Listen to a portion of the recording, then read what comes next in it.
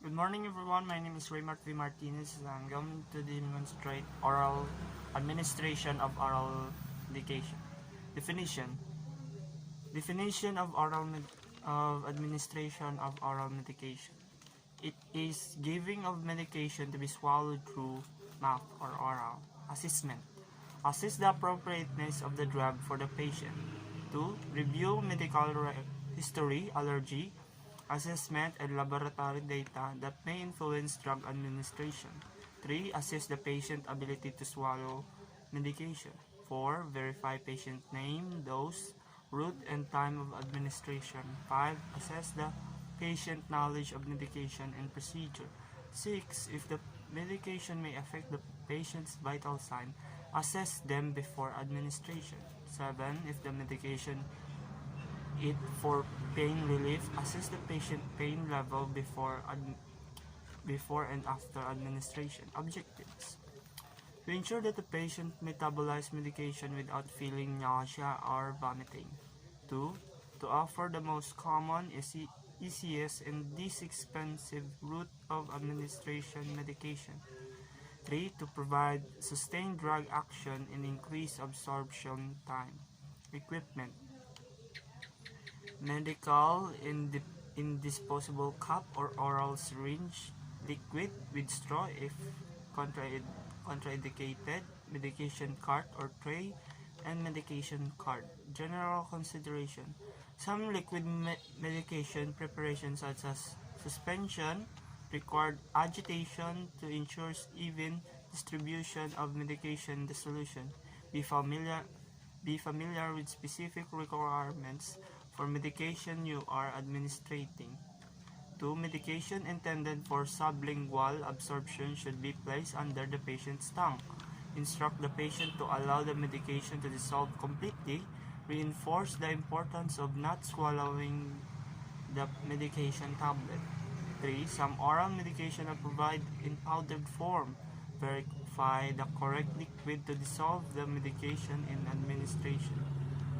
4. If the patient level consciousness is altered or his or her swallowing is impaired, check the physicians to clarify the route of administration or alternative forms of medication.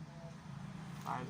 Tablet and capsules are given with water to prevent antagonism of chemical properties of the drug.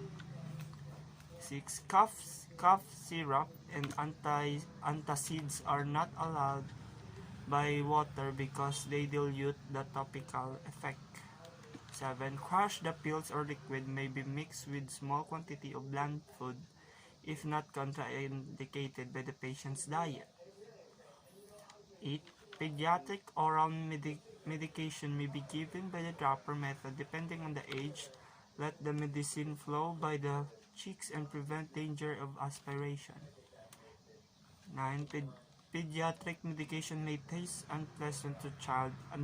Administrating it may need to have its taste disguised.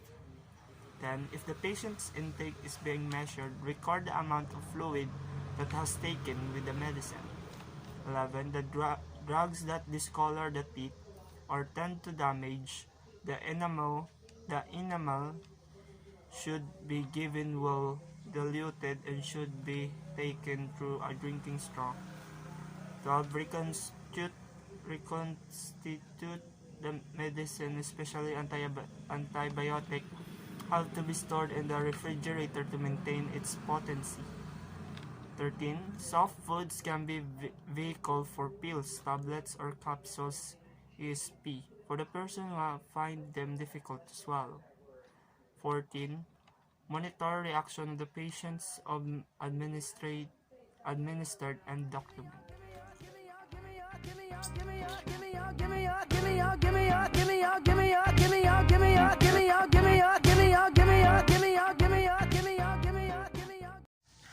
Gather equipment, check medication order against the original physician's order according to agency policy. Clarify any inconsistencies, check patient chart for allergies. Note the actions, special nursing consideration, and safe dose ranges.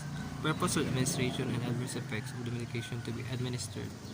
Consider the appropriateness of the medication for this patient. Perform hand hygiene. Medication on a tray or move the medication cart outside the patient's room or prepare administration in the medication area. Transport medication to the patient's bedside carefully and keep medication in sight at all times. Identify the patient by checking the name and identification on the patient identification band or ask the patient to state his or her name. Sir, are you James Bendan? Explain procedure to the patient. So, sir, ano po sa imo oral medication as prescribed by the doctor saying take mo sa mouth medication. Assist the patient to an upright or lateral position. Kung paano?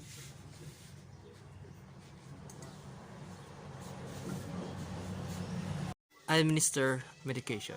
A. Offer water or other permitted fluids with pills, capsule, tablet, and some liquid medication. B. Ask whether the patient prefers to take medication by hand or in a cup.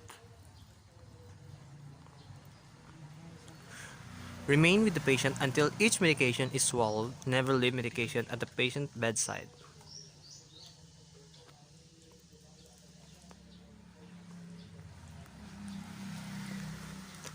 Perform hand hygiene. Leave a patient in a comfortable position. Check on the patients within 30 minutes or time appropriate for drugs to verify response to the medication. Give me your